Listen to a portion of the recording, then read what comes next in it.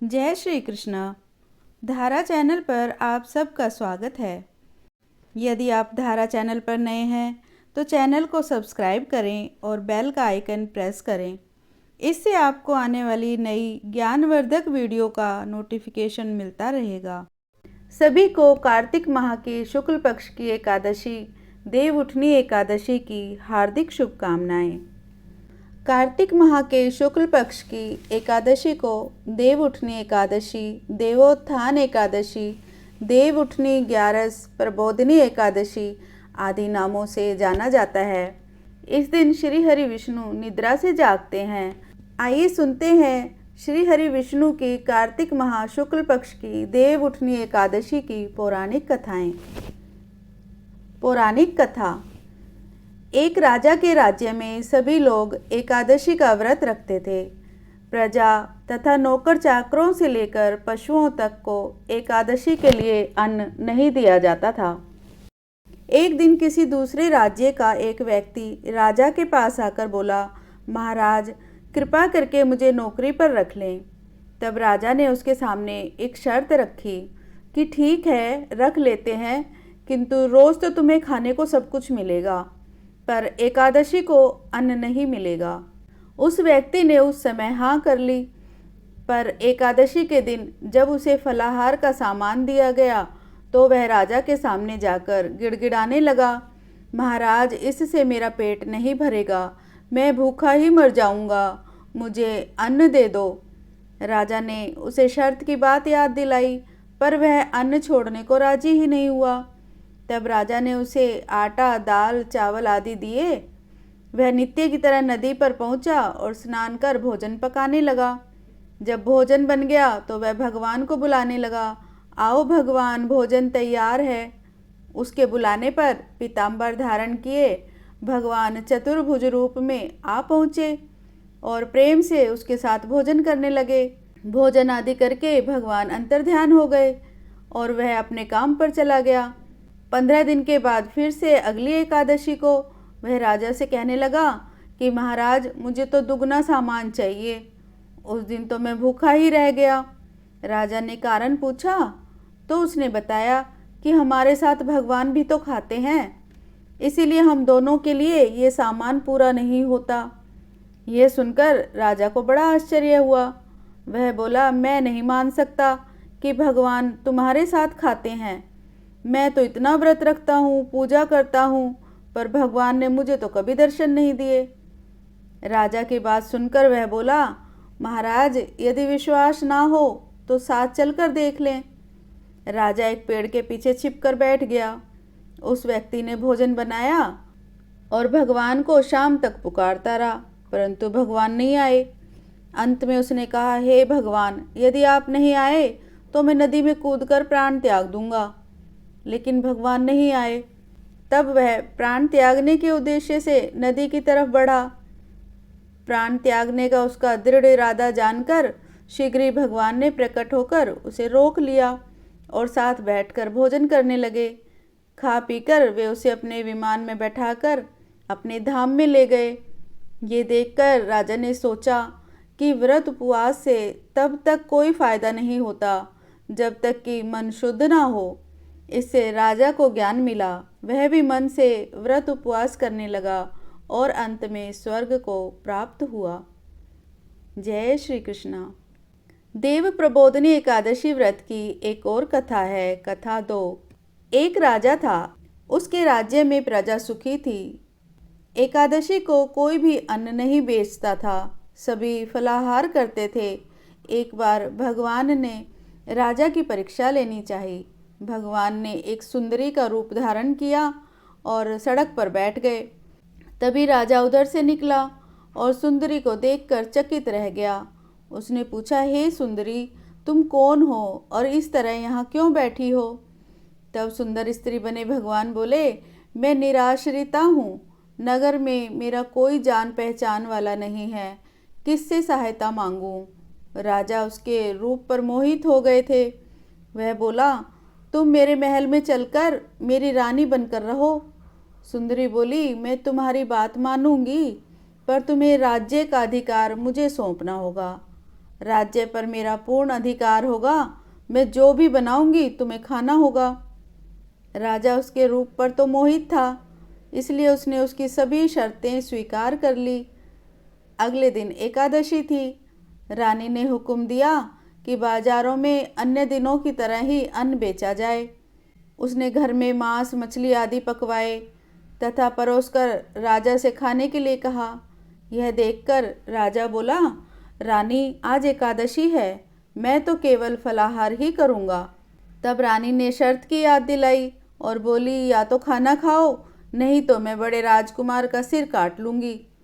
राजा ने अपनी स्थिति बड़ी रानी से कही तो बड़ी रानी बोली, महाराज धर्म ना छोड़ें, बड़े राजकुमार का सिर दे दें।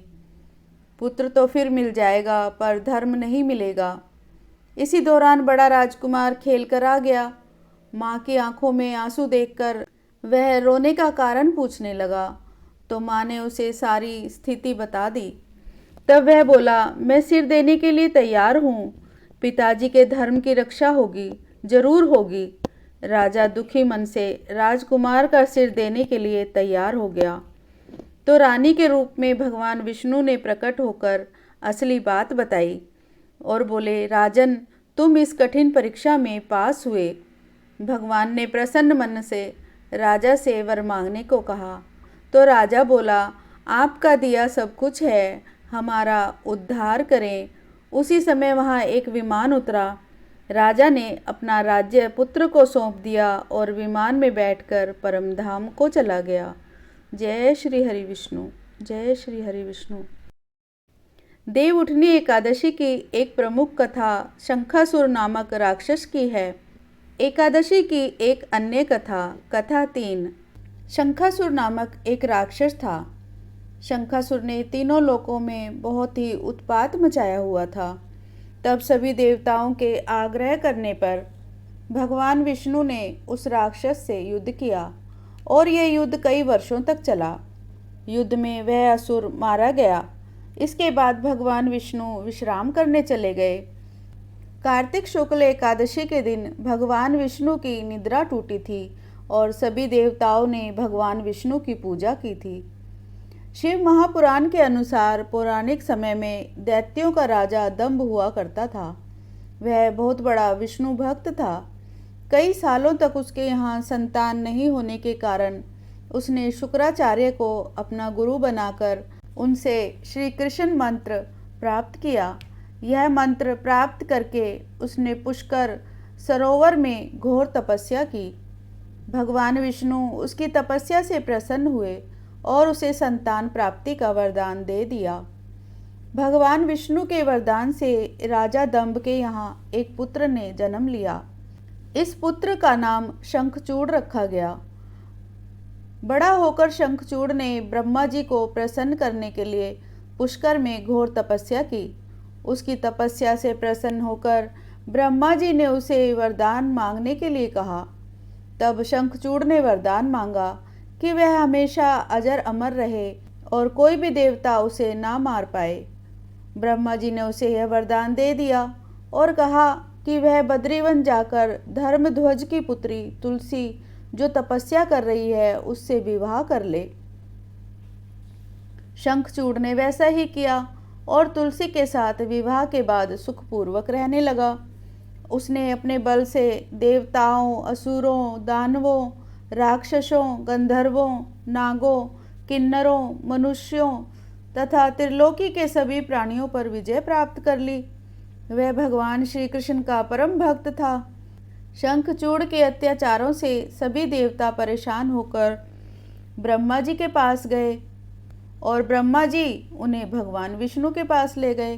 भगवान विष्णु ने कहा कि शंखचूड़ की मृत्यु भगवान शिव के त्रिशूल से ही होगी, इसलिए आप उनके पास जाएं। भगवान शिव ने चित्ररथ नामक गण को अपना दूत बनाकर शंखचूड़ के पास भेजा। चित्ररथ ने शंखचूड़ को समझाया कि वह देवताओं को उनका राज्य लौटा दे, परंतु शंखचूड़ ने मना कर दिया और कहा कि वह महेश्वर से युद्ध करना चाहता है। भगवान शिव को जब ये बात पता चली तो वो युद्ध के लिए अपनी सेना लेकर निकल पड़े। इस तरह देवता और दानवों में घमासान युद्ध हुआ, परंतु ब्रह्मा जी के वरदान के कारण शंखचूड़ को देवता नहीं हरा पाए। भगवान शिव ने शंखचूड़ का वध करने के लिए जैसे ही अपना त्रिशूल उठाया, तभी आकाशवाणी हुई कि जब तक शंखचूड़ के हाथ में श्री हरि का कवच है और इसकी पत्नी का सतीत्व अखंडित है, तब तक इसका वध असंभव है। आकाशवाणी सुनकर भगवान विष्णु वृद्ध ब्राह्मण का रूप धारण करके शंखचूड़ के पास गए और उससे श्री हरि कवच दान में मांग लिया। शंखचूड़ ने वह कवच बिना किसी संकोच के दान कर दिया। इसके बाद भगवान विष्णु शंखचूड़ का रूप बनाकर तुलसी के पास गए। शंखचूड़ रूपी भगवान विष्णु ने तुलसी के महल के द्वार पर जाकर अपनी विजय होने की सूचना दी। यह सुनकर तुलसी बहुत प्रसन्न हुई और पति रूप में आए भगवान का पूजन किया व रमन किया। ऐसा करते ही तुलसी का सतीत्व खंडित हो गया और भगवान शिव ने युद्ध में अपने त्रिशूल से शंखचूड़ का वध कर दिया। तब तुलसी को पता चला कि वे उनके पति नहीं हैं, बल्कि वे तो भगवान विष्णु हैं। क्रोध में आकर तुलसी ने कहा कि आपने छल पूर्वक मेरा धर्म भ्रष्ट किया है और मेरे पति को मार डाला, अतः मैं आपको श्राप देती हूँ कि आप पाषाण होकर धरती पर रहें। तब भगवान विष्णु ने कहा, हे देवी, तुम मेरे लिए भारतवर्ष में रहकर बहुत दिनों तक तपस्या कर चुकी हो। तुम्हारा यह शरीर नदी रूप में बदलकर गंडकी नामक नदी के रूप में प्रसिद्ध होगा। तुम पुष्पों में श्रेष्ठ तुलसी का वृक्ष बन जाओगी और सदा मेरे साथ रहोगी। तुम्हारे श्राप को सत्य करने के लिए मैं पाषाण शालिग्राम बनकर रहूँगा। गंडकी नदी के तट पर मेरा वास होगा। देव प्रबोधनी एकादशी के दिन भगवान शालिग्राम व तुलसी का विवाह संपन्न कर मांगलिक कार्यों का प्रारंभ किया जाता है। हिंदू धर्म में मान्यता के अनुसार इस दिन तुलसी शालिग्राम विवाह करने से अपार पुण्य की प्राप्ति होती है। जय श्री कृष्ण। जय श्री हरि विष्णु। जय श्री हरि विष्णु। कार्तिक माह में माता तुलसी की पूजा और आराधना करना और नित्य नेम से तुलसी जी के पास दीप दान करना मनुष्य की सभी मनोकामनाओं को पूर्ण करता है। आइए श्रवण करें तुलसी जी की आरती और उनकी स्तुति। तुलसी माता की पूजा करने से श्री हरि विष्णु और माता लक्ष्मी की कृपा पाने में मदद मिलती है। तुलसी जी का पौधा लगाने और इन्हें पूजने से सुख समृद्धि बढ़ती है, साथ ही घर में सकारात्मक ऊर्जा बनी रहती है। आइए तुलसी माता की आरती का श्रवण करते हैं और उसके पश्चात उनकी स्तुति का श्रवण करते हैं। तुलसी माता की आरती।